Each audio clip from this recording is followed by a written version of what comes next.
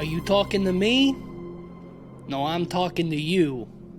Because you're listening to America's chattiest podcast, The Pod People. I'm Matisse Van Rossum, and I'm smoking ghosts and sucking toes. Oh man, I was gonna make a toe sucking joke too. Hey man, there's enough toes to go around. I'll let you in. I'll let those toes in. I'm Ben Sheets. Let those toes into my mouth. Where's Cleveland? Oh, that's right. Cleveland has been struck down once more by the con curse. This motherfucker went to San Diego Comic-Con, and when I told him, I said, Cleveland, that's the liberal bastion of the woke mind virus. But he said, no, I gotta lick all these toilet seats. And sure enough, he contracted the novel coronavirus 19 once again. You know, I think it would really help Cleve's immunity if he slept. Period. Yeah. Sleeping is good, but yeah, Cleve has been struck down with COVID once again, so he is sadly not with us and is sadly unable to discuss the film we just got back from seeing. Yeah, well, it was funny. He was originally going to see this movie at Comic-Con. He was. But because of the writers and actors strike, I think they might have canceled at least the panel. They might have still screened it, but he didn't get a chance to see it, unfortunately. Yeah, we're back. We went to the movies again finally. Yes. After a long drought of not having been to the theaters. We finally went and saw something new again. Something actually worth seeing. Something worth seeing. Yeah. We're talking about Talk to Me, the new Australian horror film. Written and directed by the Philippou brothers. Raka. Yeah, do you know anything about Raka Raka? I feel like I've seen a couple of their videos. They're big-ish YouTubers. Yeah. I think they... Which I didn't realize until recently. Like 5 or 10 years ago, they did like a Street Fighter fan film type of thing. Okay. That popped off a bit. But yeah, I've very little knowledge. Yeah, I don't really know anything about them. I didn't realize they were YouTubers until relatively recently. Wild, this is becoming the year of the YouTubers to feature-length horror film directors. Yeah. With the Philippou brothers and, of course, Skinamarink and Kyle Edward Ball. Yeah, so this is their feature-length directorial debut. And you know what? I thought it was pretty good. I really liked it. I thought it was one of the most genuinely frightening possession movies we've gotten in years. Yeah. Yeah, it felt like a fresh take on possession. Yeah, on demonic possession and ghosts. It's funny, we're talking about this exact thing on the Pope's Exorcist episode, where, like, the fatal flaw of the exorcism possession movie is, like, they stick so closely to the tropes. Where, like, this one kind of mixes it up. I will say it does fall into the generic tropes of modern prestige horror of, you know, being about trauma and family. And grief. Yeah. Yeah. It does that. Well, this is an A24 produced and distributed film. So yeah, I mean, it is definitely, you know, in the same kind of camp as what you would have come to expect for, you know, the elevated A24 indie horror. And yeah, it does get a little bit tropey at times, but yeah, I was pretty surprised at how, like, fresh a lot of this movie felt. This is like Zoomer horror.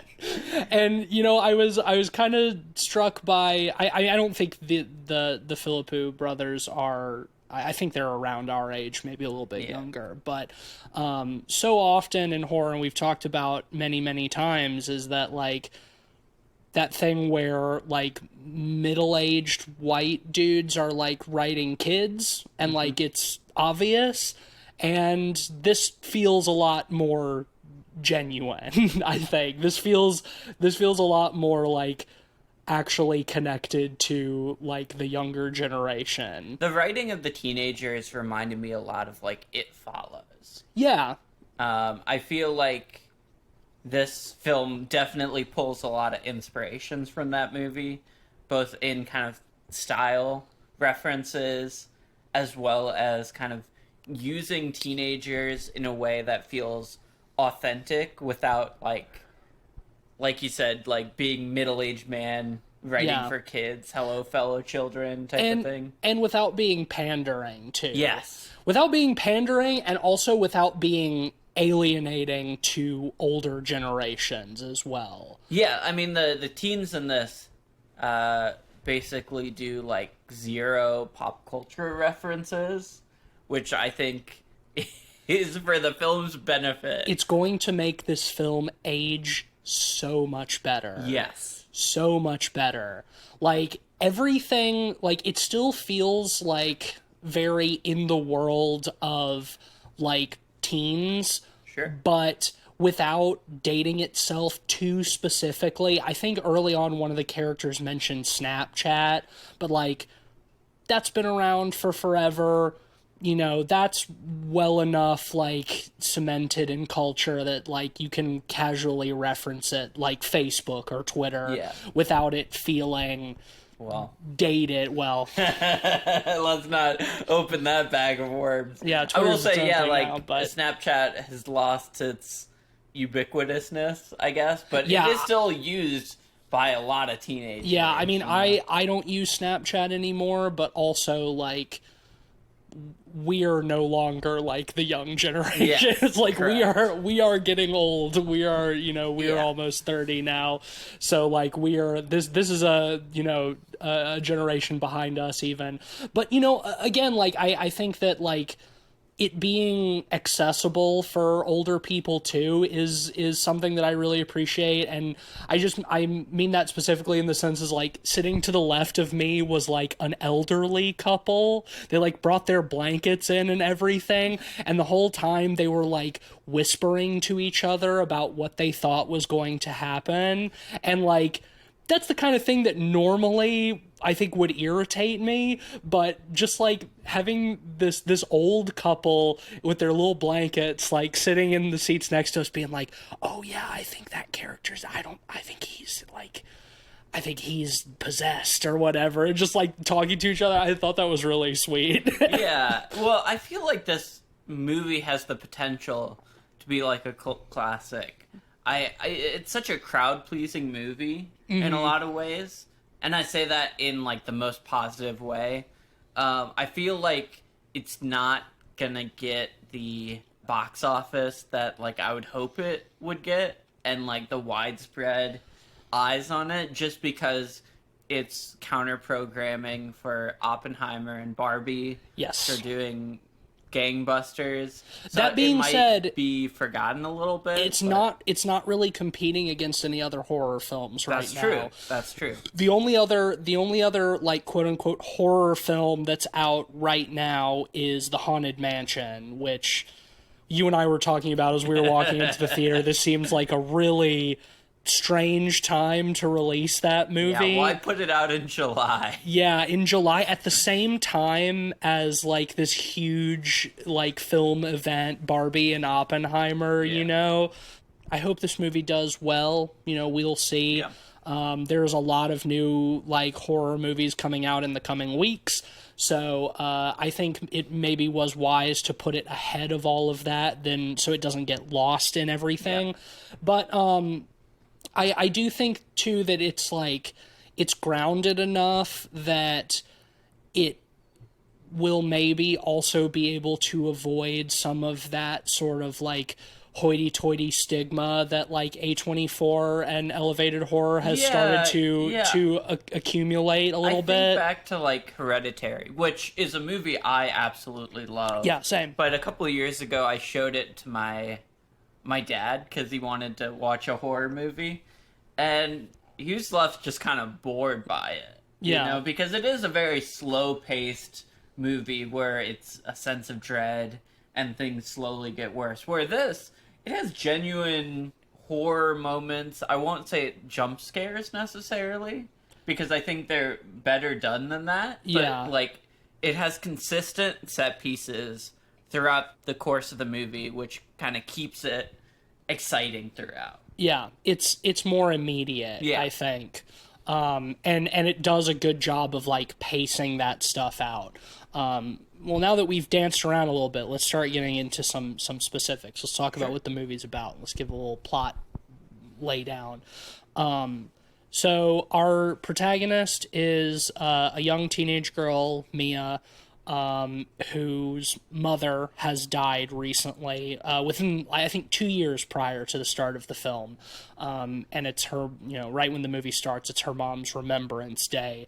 So she's feeling kind of glum and depressed. And, she's felt very alone since her mom died. She's kind of distant with her dad. And she has kind of been pseudo adopted by her friend's family, like not literally, but they've sort of welcomed her into their home and their lives, and she very clearly feels more at home with them than she does at her own home. And so she and her friends and the friend's younger brother go to a party where they are doing spooky stuff with a ceramic hand. I was gonna say, like, where they're doing like seances, which I guess technically they are, Kind of. but that sounds Rituals. Yeah, I mean, it is technically a seance, but I think that there's, in terms of, like, the language of cinema, there's something very specific that you think of when you think of a seance as, like, people sitting around a table in a dark room, maybe with a Ouija board, like, holding hands, being like, oh, spirit, speak to us, and then something in the room moves or falls over, and it's like, it's very much not that. Yeah. Which is one of the things that I like so much about the movie. Yeah. And one thing that I really like about the whole premise of having the ceramic hand, the rules are very clearly laid out in a very confident way, where they're like, here is what happens, here is what the ritual is. We're not gonna play it off with any sort of skepticism. We are going to have the characters accept this and, go for it. Yeah. Like, it's first introduced, like, they're sharing around videos of people being possessed, like Snapchat videos and stuff. And, like, there is a little skepticism there, but they're still willing to do it, Yeah, well, they're of course like, oh, they're obviously just faking these videos, blah blah blah, whatever. It's just like a TikTok trend or whatever, right?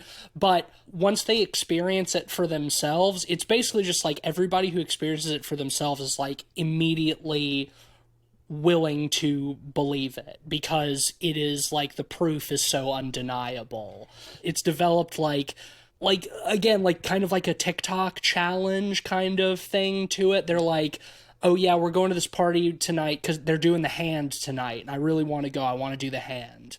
And so it has like this sort of like cultural hook in like these like younger kids. But again, something that is like so disconnected from like older generations and stuff that it's like, it does feel like it's contained within its own world, sort of. Yeah. You know what I mean? I mean, in the movie, it feels like a clear surrogate for, like, drug use.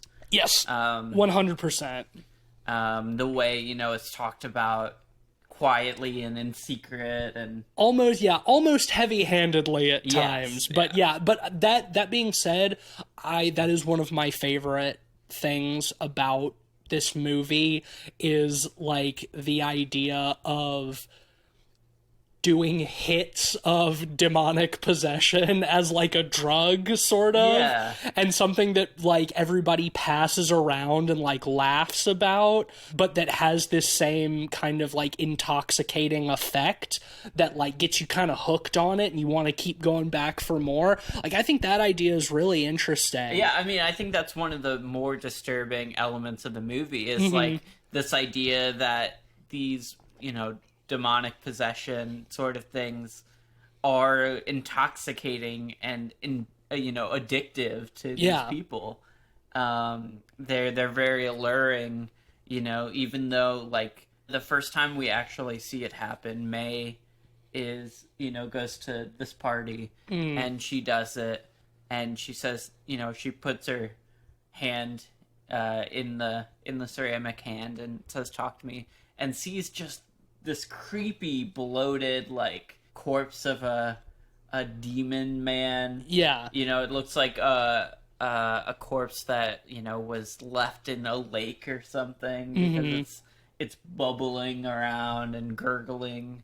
It's set up as like this hand, invokes like just horrifying presences, but despite that, they can't help themselves from doing it over and over again. Well, yeah, to get a little bit more specific about what the ritual and the rules are as they are explained to us. Yeah, so there's this ceramic hand that they claim has the real embalmed hand of like a dead medium inside of it. But I like how it's covered in graffiti. It's like whenever you do the hand, you like sign your name on it or something. It's like, yeah, you grip the hand, they light a candle to open the door, as they say, and you say, "Talk to me," and then you'll immediately see a spirit in front of you, and only the person who's touching the hand can see it.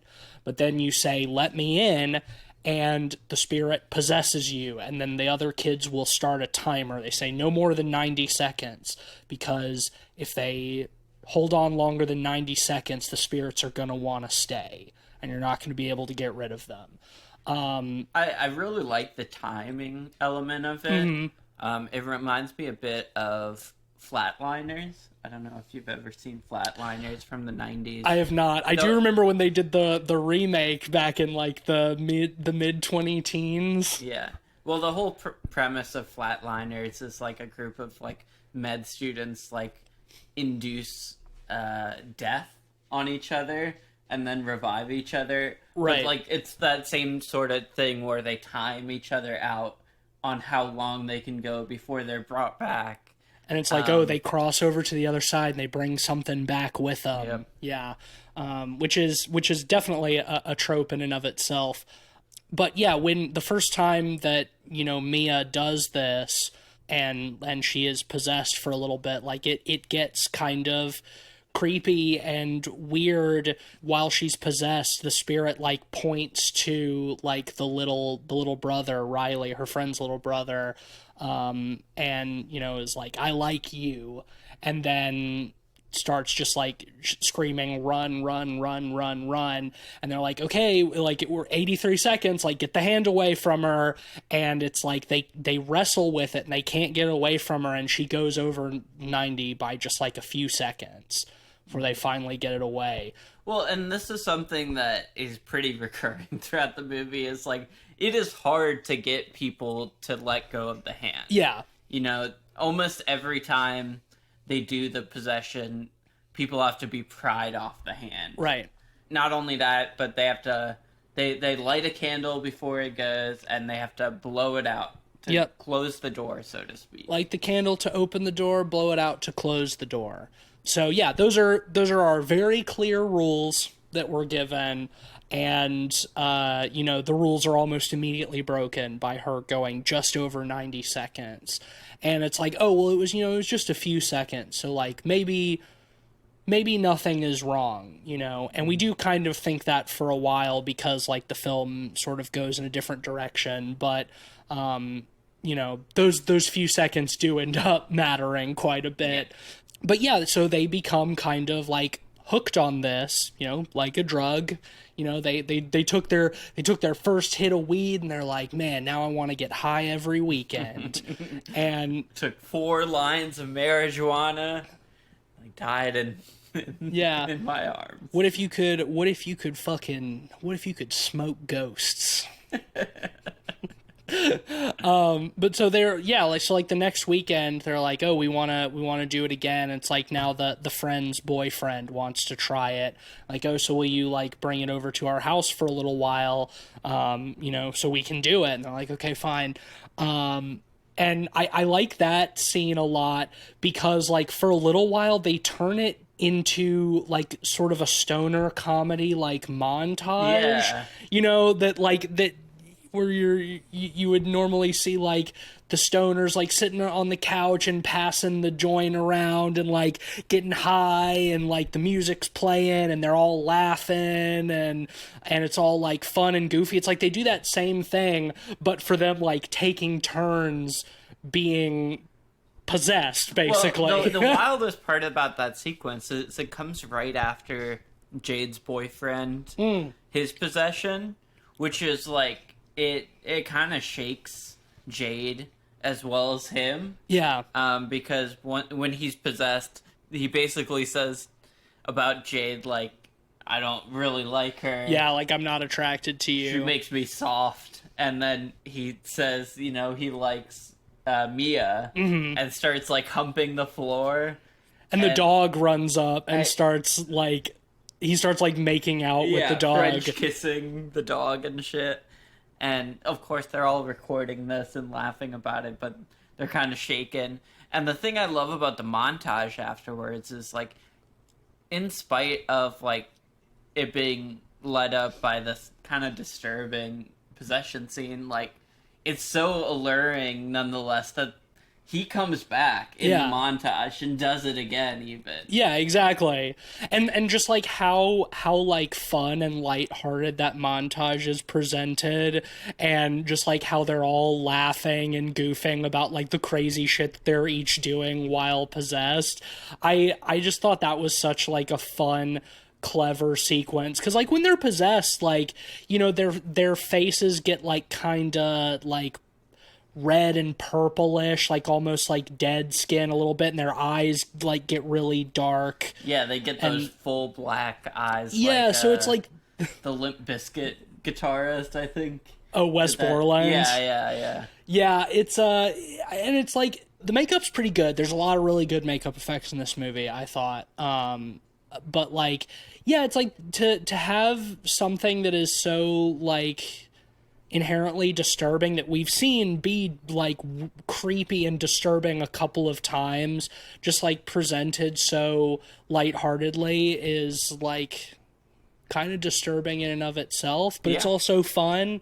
I really liked that.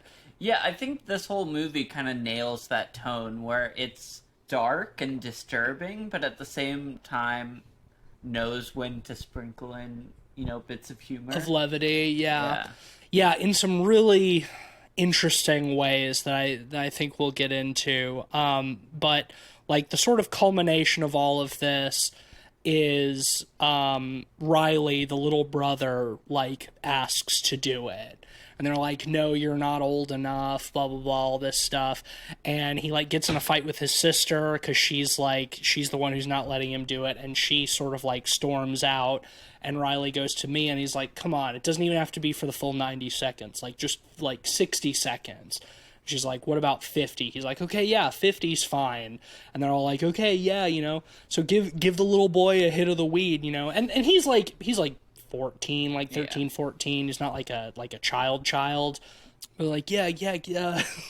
let the little brother take a hit. This ghost. Smoke this ghost, baby. But so they, you know, Mia agrees, and it's like, okay, that's fine, we'll do it. But, you know, immediately something is off about his possession, because he starts speaking to Mia with the voice of her mother. And because of that, when they're like, oh, it's been 50 seconds, you know, Mia's like, no, wait, don't stop yet. Like, I want to keep talking to my mom. but then, you know, Riley starts like smashing his face into the table, and tries to like pull out his own eyeball. And I thought that scene was very, I loved that scene. very disturbing. Very intense. Yeah, it's like I've seen plenty of demonic possession movies where somebody gets possessed and smashes their face into a table. Like, that is a trope for sure. But I don't know, just like something about like the way that they do it in this movie.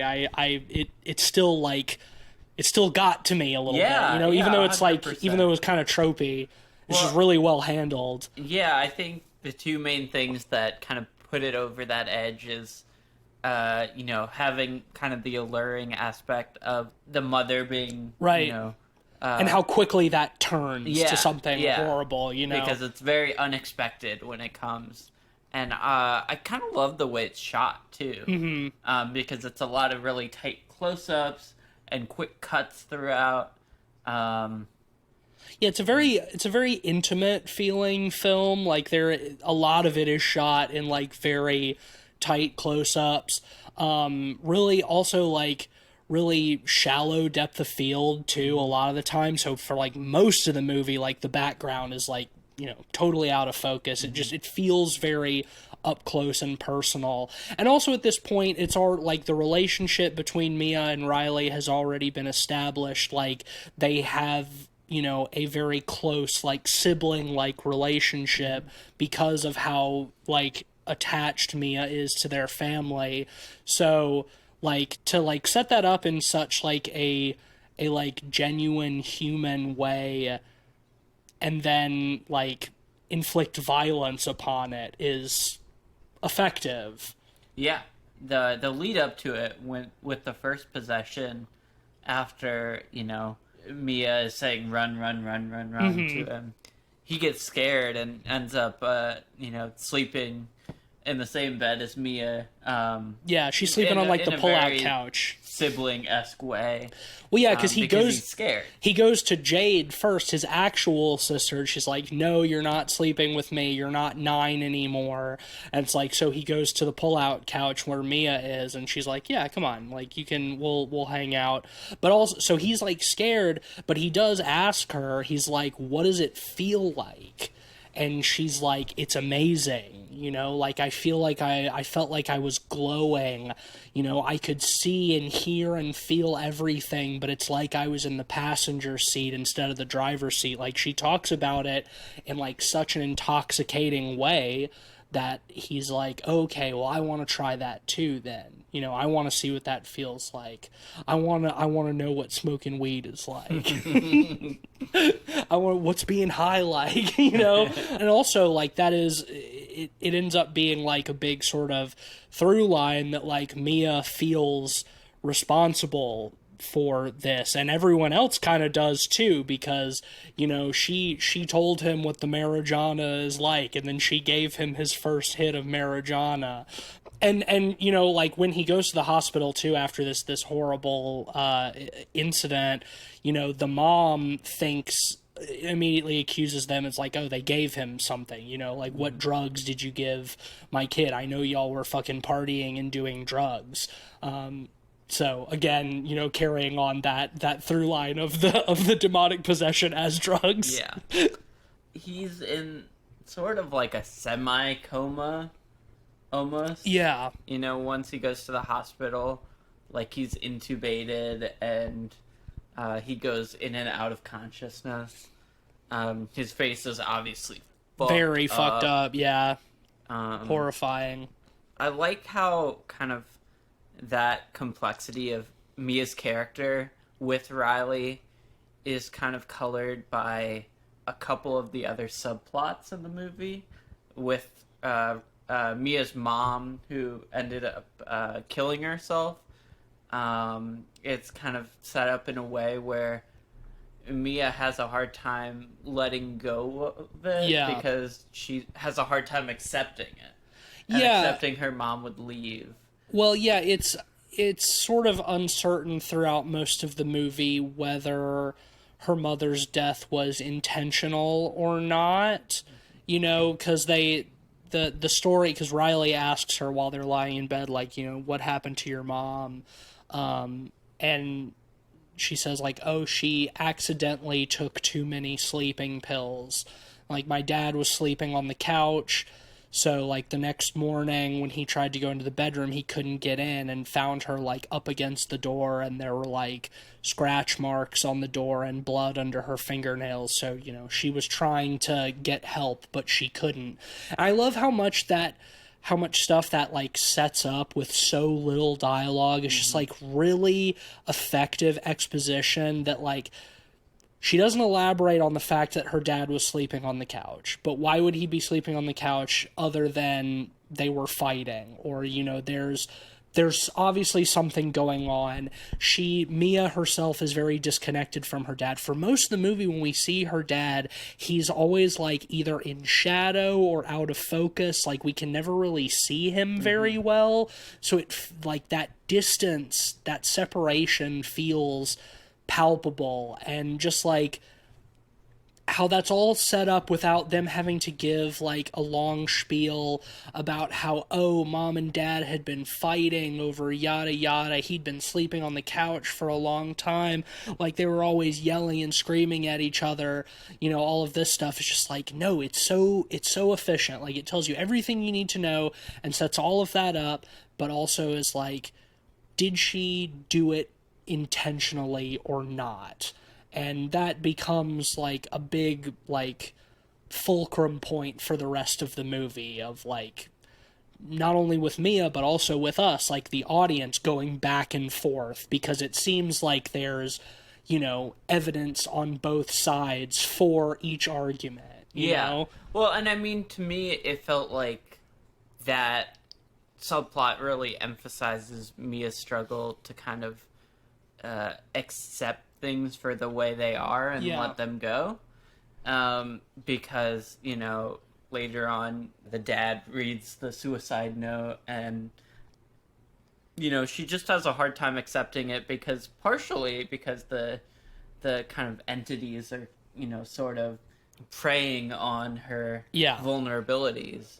But we also see that kind of mirrored early in the movie. Riley and Mia are driving back to their house, and they come across a kangaroo that had been injured in the road, and Riley basically begs Mia to put it out of its misery. Yeah. And she's about to run it over. Which is kind of a terrible way of putting it out of its misery. I mean, if you can get a good clean hit on it, it's probably better than any other way you can do it. Yeah. Like, it Probably also damage your car, though. a little, yeah, maybe a little bit. I don't know. It's not like that big of a kangaroo. Also, just like wild that in Australia, kangaroo are basically just like deer. I know. It's just like Australia is so fucking weird, man. Also, I must say, there were multiple times in this movie where I could not quite catch lines because the Aussie accents were so thick. Yeah. Yeah. But, you know, hey, I feel like we don't see a whole lot of horror movies come out of Australia. So I was happy for something new, other than the Babadook, of course. Yeah. I did see that the Philippou brothers both have electrician credits for the Babadook.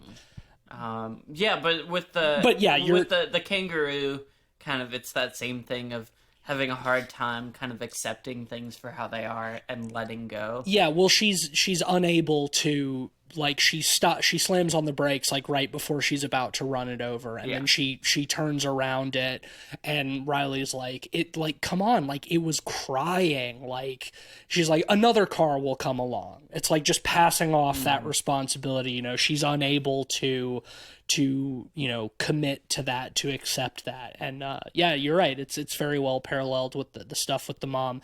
And, you know, for her, it's also made that much harder because she starts, like, seeing and speaking to her mom more, you know, like, after, Riley is in the hospital, she sees an apparition of her mother, like, in the bathroom.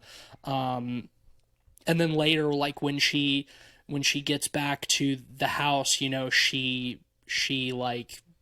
has taken the hand after all of this, and she by herself, like, holds it and says, "Mom, talk to me," and sees her mother and asks her, she's like, "Did you kill yourself?" And she's like, "Oh no, I would never do that. I would never leave you. I didn't do it on purpose." So, like, she's also, like, being told by, I mean, what she thinks is the spirit of her mother. I think by the end it's pretty clear that it's not, but or that it is. If it is, it has become malevolent, and that it is lying to her. But especially in that scene later where her dad is like, "I need to share something with you. I shouldn't have been keeping this from you. Like, your mom left this note," and he, like, reads the suicide note, and she's, like, totally unwilling to accept that because she's like, "I talked to Mom, and Mom said she didn't do it," So that throws both of those things into doubt. Yeah. And I kind of love how they portray that in the movie. It is sort of ambiguous throughout a lot of the movie. Yeah. Like, the way the mother is presented is very convincing because it's so subjective through Mia's totally perspective. Even right after that, we get that excellent scene where Mia's mom tries to convince her that her dad is not actually her dad. Yeah. Well, she's like, "Yeah, Dad just read me that suicide note." She's like, "I didn't write that. He did." And it's like, oh, did the dad kill her? Did he, like, poison her with sleeping pills and, like, fake her suicide? It's like, oh, that's not your dad. And then, like, we hear the dad, like, banging on the door, like, trying to get in. He's like, "He's gonna hurt you, you have to do something." But then we also, like, cut back to see her dad, like, sitting in the living room, like, looking in her backpack and, like, finding the hand. And it's like, oh, okay. So, like, yeah, it isn't her dad. They do a good job introducing that, like, the things we are seeing are somewhat unreliable. Yeah. Earlier in the movie with the scene with the boyfriend character and her. Yeah. Where she sees a monster that starts sucking his toes. That scene is, like, it is, like, the fact that it's, like, sucking his feet is funny, but also, like, the scene is done in such a way that it's, like, also really, like, spooky and, like, not funny at all. Yeah. Like, the way she, like, sits up and just, like, sees, like, that dark shape in the corner and how it slowly comes out into the light, and it's just, like, this horribly, like, bloated, like, wet woman who climbs up on the bed and starts, like, sucking on what's-his-face's feet. I feel like people have been so brain broken by foot perverts that, like, people were laughing in the theater about it. We were laughing. Us too, yeah. Yeah, we are among those people. Like, it's become such a thing online. Like, I've seen people online unironically censor out their feet. Yes. In pictures. And that is fucking weird to me. I'm not gonna lie, that is fucking weird. Like, I mean, I know women who sell foot pictures to randos online. Like, just, like, not pornographic, like, literally just pictures of their feet and make money off of that. That is very fucking weird. Those dudes are out there, man. Those dudes are fucking out there. But, like, yeah, it is, like, it's, like, a weird, like, fetish thing, but also, like, it's so gross and horrifying in this movie. It's like, it's that uncomfortable laughter. I'm like, this is kind of funny, but also, like, it's really not. Well, it's that same kind of tone that they nail with the scene of the boyfriend making out with the dog. Right. It's like, this is funny and they're all laughing, but, like, also, like, it's not. It's gross and weird and creepy. Yeah. I do want to talk about, like, the ghosts in this a little bit, because, like, you mentioned, like, that first one we see, like, or the first one that, like, possesses Mia, that, like, looks like a body that's been, like, left floating in the water, but all of the ghosts seem like they've been like floating in the water, and it's like they're all like wet, they're all kind of bloated, they're all like bluish gray, like We get some red. great sound design that's Yes, paired with them. I love the sound design in this movie. I think it's fantastic. Like one of the more like subtle highlights of the film.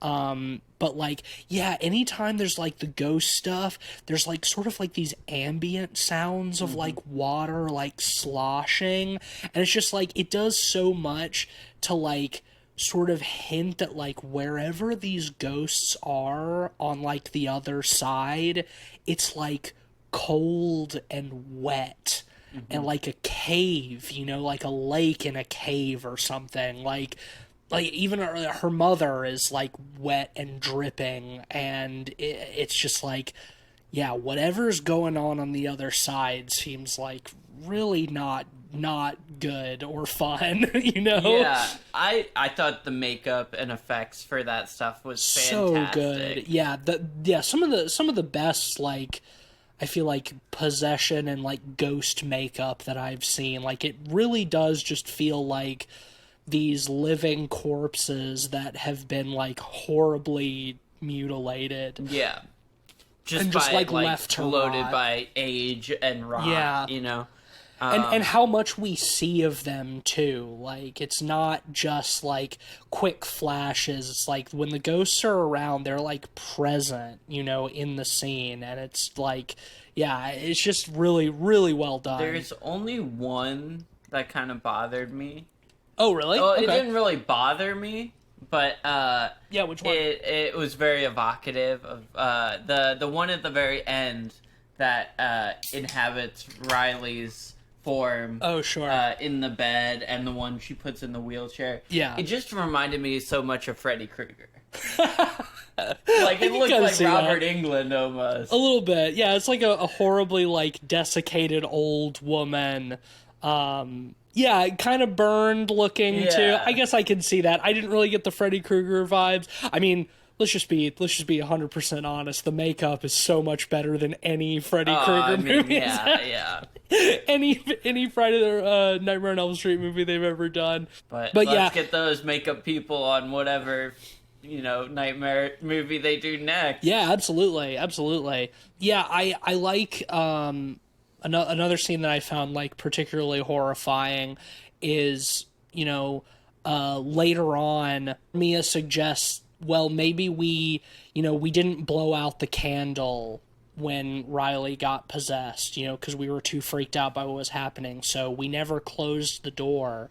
So, like, what if we take the hand to the hospital and we, you know, have him touch it, and we'll close the door for real this time. Like maybe they'll leave him alone. Because, oh yeah, I guess what we haven't really mentioned is every time he like regains consciousness, he tries to kill himself again. There's that great scene where Jade's like bathing him in the shower, and he, you know, regains consciousness and bites her, and then starts like slamming his head into the wall. Really disturbing scene. Yeah. Well, and another thing that we haven't mentioned too is what they, in the very first possession scene, part of the rules they tell them is like, oh yeah, you know, if they stay longer than 90 seconds, they're going to want to stay forever. And if you die while they're in you, then you're theirs forever.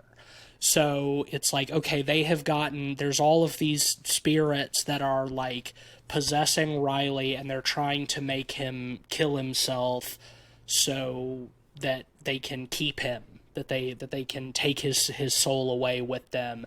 And so when they take the hand back to the hospital later, like, okay, we're going to try to close the door for real, you know, it doesn't work. And Mia's like, well, maybe I can like contact his spirit if I touch the hand.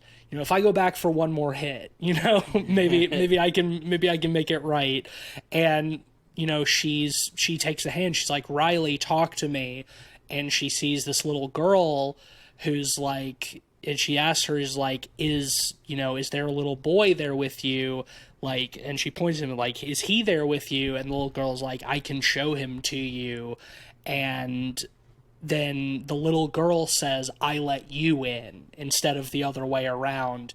And she just gets this really, like, horrifying, like, sort of nightmarish flash of, like, Riley being, like, clawed and pulled and torn just by, like, this mass of, corpses, basically. It's like a hallucinogenic montage of writhing flesh, and like they're like, even you get like, it's very quick cut, so you get very brief moments, and at a moment it looks like they're like ripping apart a baby and eating it. It's very brief, it's very dark, like it's very quick, like you can't. I love how it's shot. Yeah, I love that. I love it too. It's like, it's just like a glimpse of what the other side is like, and just like even further reinforces like, I do not want to be over there. Like, whatever the fuck is going on over there is more horrible than anything you can imagine. Is literal hell, right? Yeah. It feels like a very like contemporary sort of like cosmic horror. Yeah. Of like, in other plane of just suffering and hedonism and excess Hellraiser shit. Yeah, exactly. Yeah, Hellraiser shit. It's really horrifying. Mia is being like told by the ghost of her mother, like, there's nothing you can do for him, like you need to just put him out of his misery. You need to like end it, and like I'll take care of him. Like I'll look out for him, And I love this too because like at this point, it's like for a good chunk of the movie, like once the shit with Riley starts happening, it feels like it's like, okay, we know that Riley is possessed, and like figuring out how to get him unpossessed is sort of like, the through line of the movie, the goal or whatever. Mm-hmm. And that sense is very kind of generic, like the young kid possessed, like how do we get him unpossessed? But it's like, by this point in the movie, it's like, okay, Riley is not the only one possessed. Mia is also possessed. Yeah. Like, she has, like, we know that when she first touched the hand, she went a few seconds over 90.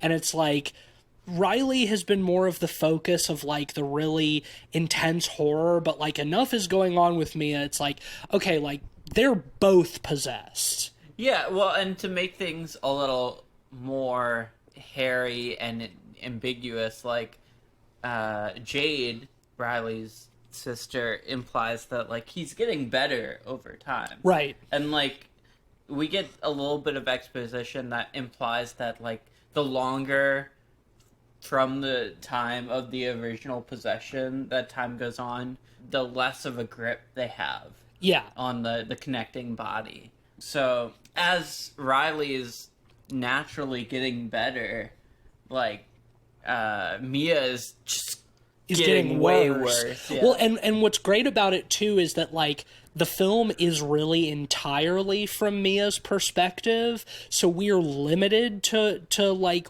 what she is experiencing. Mm-hmm. So we're like told that Riley is getting better, but what Mia is seeing is not that. Yeah. And I love that is like, we realize at a certain point that like we cannot trust Mia's experience. Yeah. And it's like there's like these hints of like reality like trying to like peek in at times, like Jade telling her on the phone, it's like, yeah, he was conscious a little while ago and like he didn't try to kill himself, like he seemed normal, he seemed like himself. And Mia's like, no, we have, like I have to do something. Yeah. And it's like reality is like trying to get in there, but we're so like mired in Mia's experience that we can barely see that. Like we can only see the horror. Yeah, and this is something that I mentioned in the last episode on Perfect Blue. Like it's really hard to do an unreliable narrator type of thing on film. But they kind of nail it in this movie with that stuff. Yeah, and they do it really subtly too, because like really the biggest indication that like we're fully in Mia's shoes is that we see other people like touching the hand and, you know, being possessed and stuff, but we never ever see what they're seeing. You know, we only see the ghosts ever through Mia's eyes. And so, like, yeah, it's just like that simple, solid way of being like, okay, this is the perspective that you, the viewer, are trapped in. This is what you can rely on, and this is what you can't.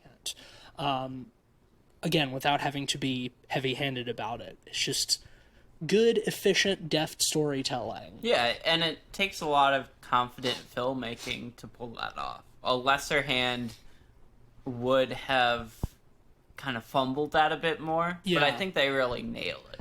Yeah, and again, like, I don't know shit about Raka Raka. I don't know what it's like at all, but, like, for, like, a first serious directorial debut, like, this film is extremely confident. Yeah. Like, more than I would expect from, like, first-time feature filmmakers. Again, I don't know what Raka Raka is like, so they obviously have experience, but yeah, it's just like really strong, confident storytelling. Mm-hmm.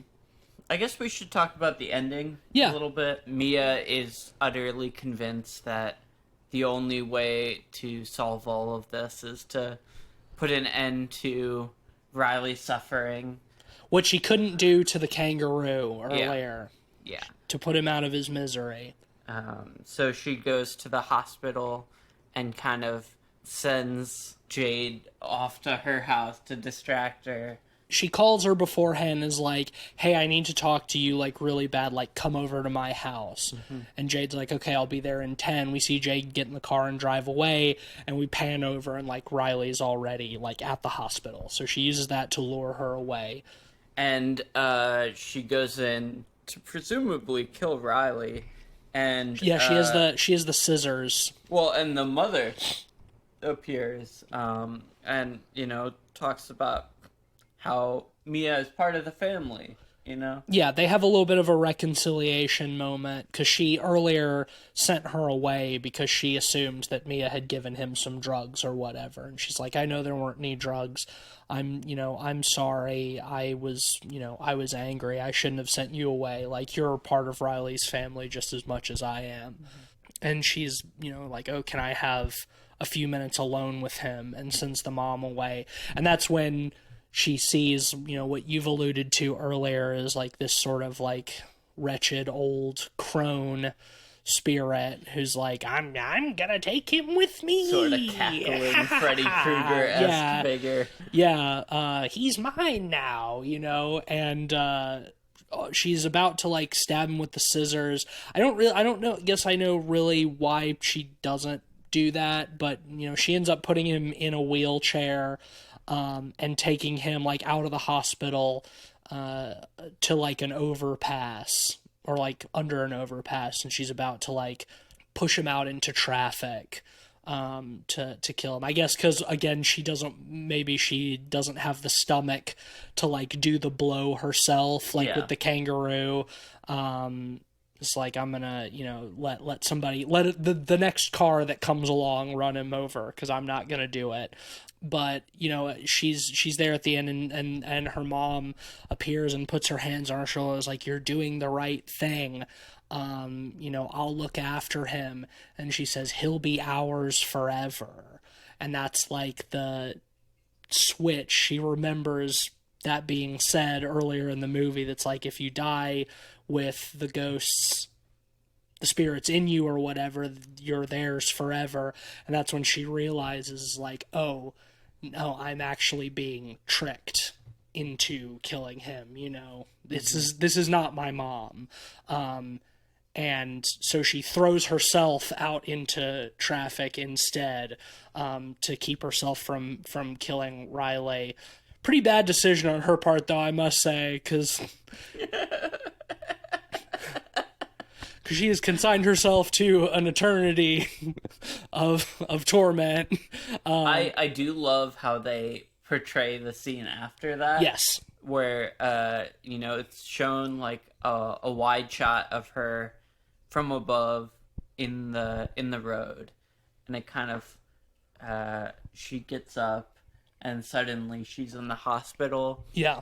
and she's looking around and seeing Jade and the mom and Riley, and the lights are going off. Yeah, well, and they're leaving the hospital too because Riley's better now. You know, he's healthy and ready to go home, and she sees her dad walking down the hall towards the elevator, and the lights are sort of going out behind him, and she chases him but doesn't get there in time, and the doors close, and it's like totally black, and then she sees like a candle sort of off in the distance, and goes and follows it and sits down and sees like a hand being held out, and she takes it, and it flashes to like a room full of like teenagers or college kids or whatever, and like the dude like holding her hand is like, I let you in, and then it cuts to credits. I love that ending, honestly. I think it's fucking bleak. Yeah. I think this movie is, for as much as it is about like learning to let go and accept like death and everything, like it also feels like pretty nihilistic. Yeah.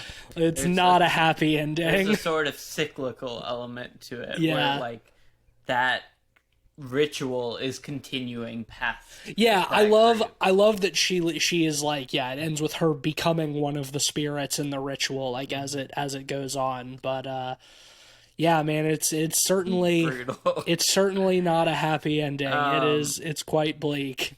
Well, I hate to ask, but do you think if this movie does well enough, we're gonna get a sequel? They left it open-ended. I mean, yeah, there's certainly no reason they couldn't make a sequel. They shouldn't make a sequel. They shouldn't. And I hope they don't.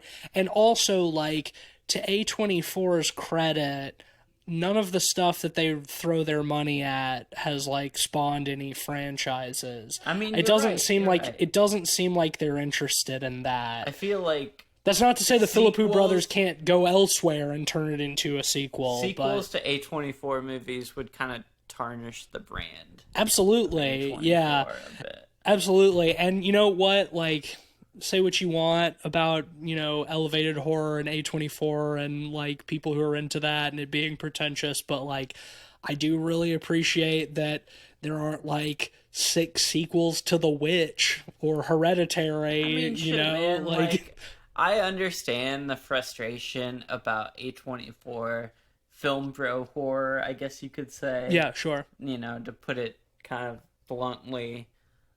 With that said, like, I like a lot of that shit. Like, give me those neon horror movies. Give me those A24 horror movies. I mean, like, we every are once in a while there'll be a miss, but yeah. at least they're doing something original. I agree. I'd much rather take that than, you know, something from the Conjuring cinematic universe. Like The Nun too, which we saw a new preview for. Yeah, no, hey man, I totally agree with you. I don't know how reliable we are to say that because we are the demographic for film bro horror movies. That is literally us, right? But still, I would not like to see a sequel to this movie. Well, that's the thing, like, it's easy to say we're in the audience of film bro horror movie, but the audience of, you know, our showing for this definitely didn't look like us for the most part. No.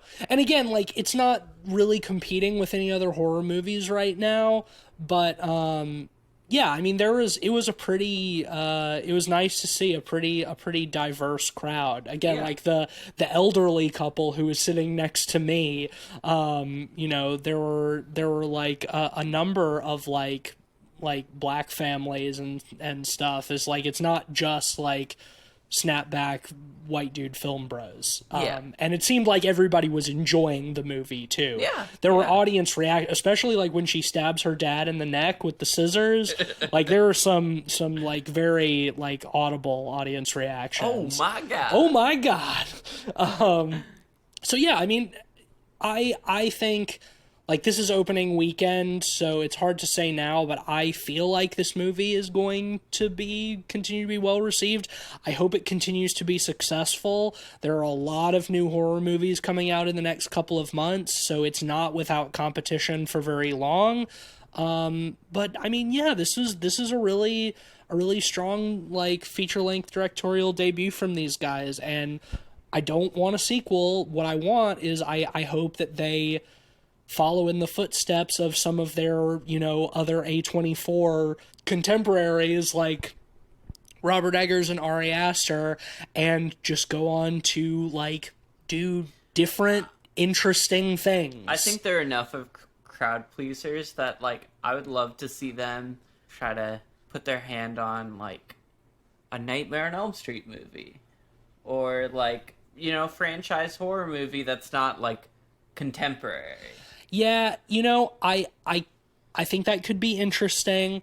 I do feel like those kinds of directors who do, like, one really cool, interesting, like, horror film or short horror film who then get sucked into, like, the Conjuring verse or whatever, Sure. They tend to disappear. And I would not like to see that happen to these guys. Sure. That's true. I think you're right that they're sort of, like, less high concept arty kind of guys, that, like, they are very capable of appealing to more mainstream horror audiences while still being, like, good storytellers. They could be something like that. I mean, in that case, like, I would say I would hope they would follow in the footsteps of somebody like Jordan Peele, because I think he's very much the same. Like, he's obviously, like, a really good, confident storyteller, but also all of his movies have been commercial successes, mainstream successes as well. So I think there's a lot of room for that. Well, why don't you throw a rating on the end of that here? Yeah, I really like a lot about this movie. It doesn't entirely dodge the tropes, but it is like a relatively, like, fresh and interesting take on ghosts and demonic possession and stuff like that, and I enjoyed it a lot. I'm gonna give it a strong 4 out of 5. Yeah, I mean, coming out of this movie, it was easily one of my favorite horror movies of the year. It's very original and inventive, very exciting and scary. Yeah, I thought it was great. I'm going to give it a 4.5 out of 5. Definitely worth checking out. Yeah, absolutely. Big, strong recommendation. For the two of us, that'll give an average of 4.3 out of 5. For Talk to Me, definitely go check it out. Yeah, this is the type of movie that I think you should absolutely support and go see in the theaters. Yes, while 100%. It's worth your time and it's worth your money. And man, it really does just feel like movies are back. Hell yeah. I just went and saw Oppenheimer last night, and I thought it was great. The theater was packed yesterday and today with the Barbie and the Oppenheimer crowd. Barbie doesn't look like it's for me, but, like, man, it's so nice to just see, like, a bunch. Like, our theater for this was relatively full at, like, 3 o'clock on a Saturday. Like, it is opening weekend, but yeah, it's just nice to see people at the movies. It feels and like all of these fucking Disney and Marvel movies of this year have just fucking tanked so horribly. The Flash, fucking WB's biggest flop ever. And that's the thing, and like, people are going to see real movies again. While Barbie is like an existing IP, so not ultimately the most original, at least it's not homogenized in style. Yeah. Like, so many of the superhero movies just feel like homogenized slop. And they feel like they're all cut from the same cloth, and, like, they're different shades of the same color. That, like, different shades of brown. Yeah, exactly. And you know what? People are fucking sick of them, man. They're not making money anymore. They're losing massive amounts of money, and it's just so vindicating. Something has to break with that stuff, because, like, they are overworking visual effects artists and underpaying them, and like I saw something recently. You know that show Secret Invasion? Yeah. Or whatever? Yeah. They spent like 100 or 200 million dollars on it. 220 million. And they got like 100,000 viewers. It's something like that. They spent, I think the final figure was they spent something like $200 per viewer of the show. Yeah. Which is absolutely insane. And it's got like an 11% on Rotten Tomatoes. Yeah. And they did you see the literally the only thing I've actually seen of the show is the opening credits, because it's AI generated. Yeah, it looks terrible. And they're trying to like, it's an artistic decision because it's about non-humans hiding amongst us and the artificial. Man, to go off on a slight tangent, I've been revisiting some of our like early episodes for the first time in a long time, just to see how we've grown. And you know, we've been doing this show for almost 6 years now, which is crazy. But like, when we were starting this show, like, just to hear us talk about it, like, it was really like we were coming up to the peak of like the Disney cultural hegemony. Yeah. And just like to hear the kind of stuff that we were talking about then, and like how Marvel and Star Wars and all of this shit was just like so culturally dominant, to like be at this point now 6 years later and to see that we're finally on the downturn of that. Yeah. And that like, again, like, The Flash is WB's like biggest flop in history. Like, they've never lost more money on a movie. To just see how excited everyone is for fucking Barbie and Oppenheimer and Mission Impossible and fucking Avatar 2 and Top Gun, like all of these like quote unquote lowbrow kind of thing, but like real fucking movies, you know? It's just, it's exciting. Mission Impossible has a pretty clear-cut anti-AI message. True. And I thought the new Mission Impossible was really fun. It was great. I had a great time with that movie. It was super fun. Yeah, Tom Cruise, the CEO of movies. President Tom. King of movies. King of movies, and James Cameron, the American Napoleon. Yes. And we're getting Ridley Scott's Napoleon later this year.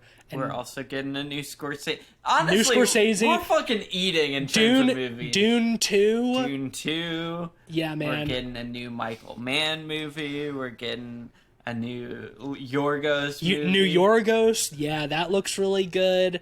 Yeah, man. Movies are back, and I couldn't be more delighted. And speaking of movies being back, next week we're continuing what will be a pretty long run of new movies over the next couple of months, and it's time finally for the hotly anticipated, long-awaited Ben Wheatley's The Meg 2. I am so excited for this movie. The trailer fucking sold me. The trailer had sold me. I mean, I remember when we covered the first one several years ago, and I don't think either of us thought it was great. I thought it was fun. I thought it was fun too. And like, man, these new trailers, it's just like, it looks so fucking stupid, and I'm so excited. And again, for the millionth time, the fact that Ben Wheatley directed this, fucking writer-director of my favorite film of 2021, In the Earth. He made The Meg 2. It's so funny, too, because, like, the trailer makes it feel like they're pulling inspiration from, like, Piranha. Yes. Too, with just so many bodies on spring break and shit. Yeah, I mean, we talked about how Eli Roth was originally supposed to direct the first one, so like the lineage is there, and I mean, I don't know, it could end up being a stinker, but I must say the trailers have me very excited. So join us next week for our discussion of The Meg 2. I'm excited. This week's sponsor is take care of yourself. Yeah, is take care of yourself. Make sure you stay hydrated. Make sure you get enough sleep. because you could end up like our poor sweet baby boy Cleveland, who is suffering with coronavirus 19, whatever. And we pour one out for our fallen brother, and we ask that you pour one out as well. All over your carpet, preferably, or outside. Yeah. Pour on your carpet so it's hard to clean up. Yeah. Well, yeah, that'll do it for us this week. If you like the show, make sure to leave us a 5-star review on Apple Podcasts. Support us on Patreon at patreon.com/podpeoplepod. Shout out to our honorary pod boys, Sam, Zach, and Micah. Y'all are the best. You can be like them and join the Patreon and get into our Discord. I'm gonna stop plugging our Twitter because it doesn't fucking matter anymore. That's not gonna You gotta plug our X instead. Yeah, I'm just not gonna do that. Follow us on Letterboxd, letterboxd.com/podpeoplepod, where you'll find a list of all the films we've talked about on the show with our average ratings and links to those reviews. Not gonna plug my Twitter anymore either for the same reason. Just, it's not worth it. Instead, I'm gonna follow Ben's lead and give a recommendation for something else I have consumed recently that I enjoyed. I'm gonna recommend a book called The Ruins by Scott Smith. I've heard a lot of good things. I've seen the movie. I've seen the movie. It was turned into a movie in 2008. Also written by Scott Smith. Not as good as the book, so if you've seen the movie and you don't like it, don't let that be a turnoff. The book is really good. I would bigly recommend it. So that's what I'm recommending this week. I'm actually gonna recommend a book as well. I just finished reading the Imago sequence by Laird Barrion. It's a series of short horror stories that are very cosmic horror tinged. Yes. You know, a lot of the beings that exist in the cracks of darkness, the things that grasp through the other side, so to speak. Fuck yeah, that sounds very up my alley. It's very contemporary. A lot of hard-boiled, tough, whiskey-drinking protagonists that kind of meet fates beyond their comprehension. I thought it was really great. It's a pretty quick read, but a lot of good shit in there. That sounds awesome. I'm going to check that out. Absolutely. And, Cleveland's not here to plug his shit, but Dread XP, I played My Friendly Neighborhood. I haven't finished it yet. It's fun. Very good. Yeah, it's fun. Play it. If you like Resident Evil style games with puppets, Sesame Street, it's a lot of fun. Check that shit out. So that's the plug on behalf of Cleveland and Dread XP. But yeah, that'll be it for us. We'll talk to you next time. We hope you'll let us in. That flight that you get on, international. First class seat on my lap, girl. Riding comfortable. Cause I know what that girl them need. New York to Haiti. I got lipstick stamps on my passport. You make it hard to leave. Been around the world, don't speak the language. But your booty don't need explaining. All I really need to understand is when you talk dirty to me. You talk dirty to me. Dirty to me. Talk dirty to me. Get jazzy on them. You know the